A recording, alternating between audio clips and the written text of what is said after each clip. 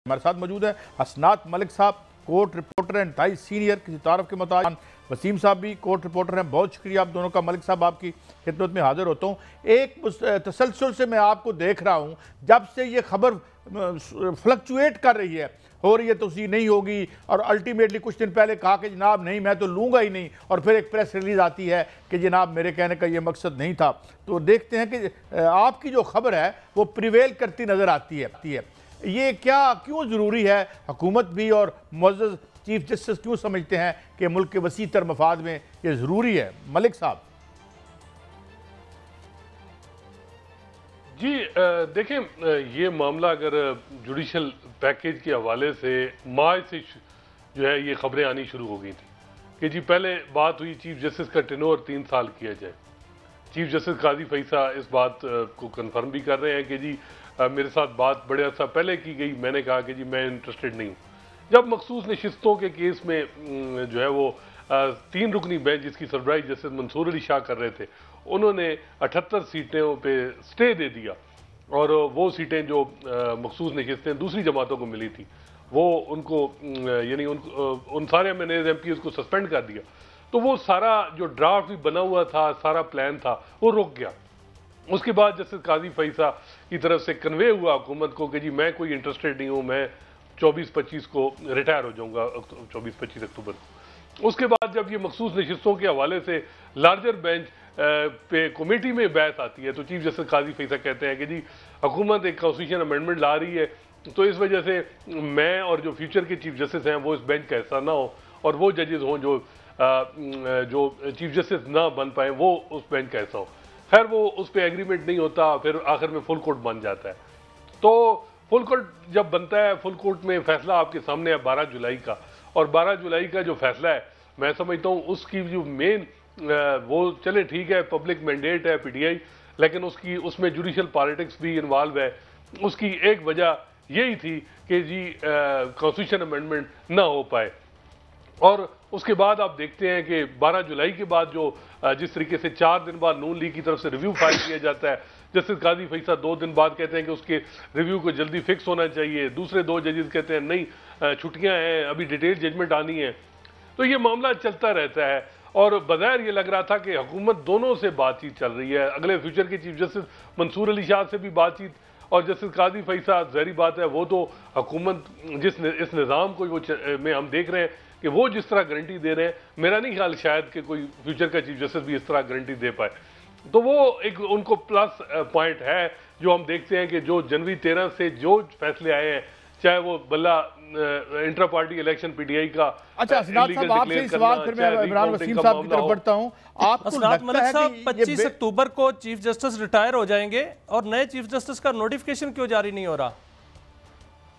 नए chief justice का notification तो जारी होना चाहिए। रिटायरमेंट की बात तो कल प्रेस स्टेटमेंट जो आई है उसमें तो ये नहीं है कि मैं 25 अक्टूबर को रिटायर हो जाऊंगा, और उन्होंने बड़ा क्लियर कहा है कि मैं पर्सन स्पेसिफिक जो लेजिस्लेशन है उसका हामी नहीं हूं, और वो मेरे लिए ना करें। तो क्या अगर सारे जजेस की एज जो है रिटायरमेंट एज बढ़ा दी जाए, तो फिर क्या वो फिर भी वो कहेंगे कि मैं रिटायर हो जाऊंगा? ये बात उन्होंने नहीं की है। तो मेरा ख्याल है कि वो इस जो हुकूमती लोग हैं वो यही बता रहे हैं कि जस्टिस काजी जब सारे जजेस की हम रिटायरमेंट एज बढ़ाएंगे तो जस्टिस काजी मलिक साहब अभी तक कानून तो नहीं बना ना, अभी तक तो वो 25 अक्टूबर को रिटायर हो रहे हैं, तो फिर नोटिफिकेशन तो जारी होना चाहिए नए चीफ जस्टिस का। उसमें क्या रुकावट है? नहीं, कब रिटायर हो रहे हैं, किस जगह? देखिए उन्होंने कोई हिंट नहीं दिया कि मैं रिटायर हो रहा हूं। अच्छा मैं इमरान वसीम साहब आपको डिस्कशन में लेता हूं।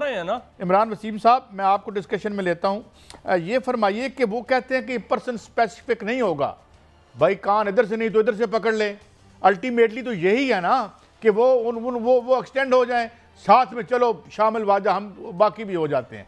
तो ये क्या फिर ये हम मान सकते हैं कि ये पर्सन स्पेसिफिक नहीं होगी अगर ये लॉ मेकिंग हो जाती या ये कानून बन जाता है? तो इमरान साहब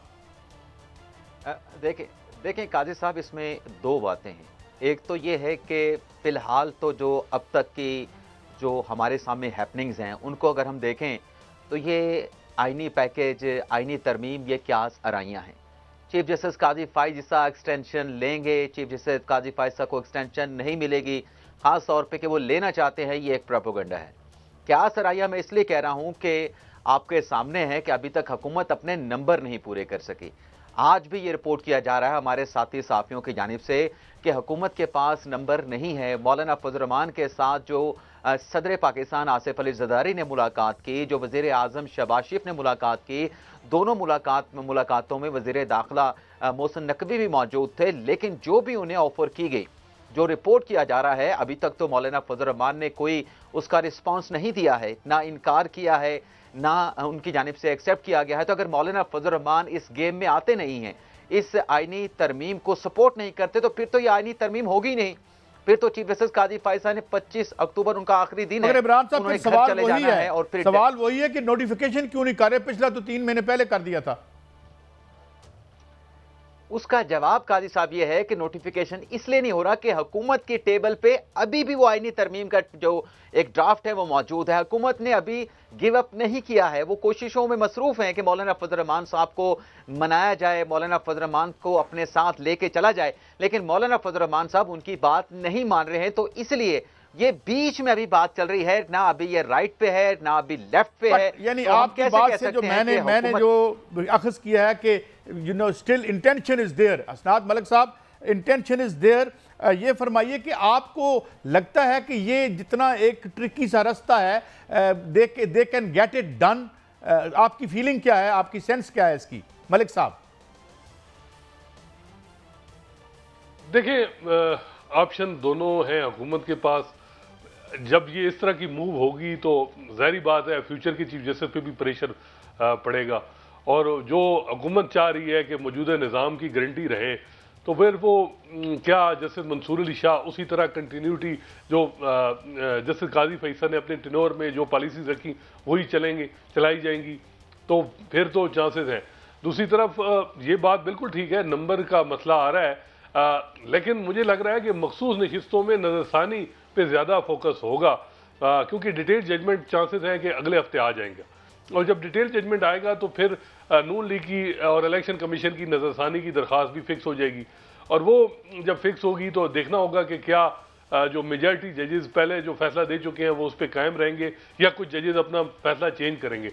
और मखसूस नशिस्तों में अगर फैसला चेंज हो जाता है, और जस्टिस जमाल मंदोखेल का जो नोट और जस्टिस काजी फैसल की जो ओपिनियन थी वो मेजॉरिटी में बन जाती है, तो फिर तो हुकूमत के लिए बड़ा आसानी तो नंबर पूरे हो जाएंगे और वो चीज़, लेकिन टाइम बड़ा कम है।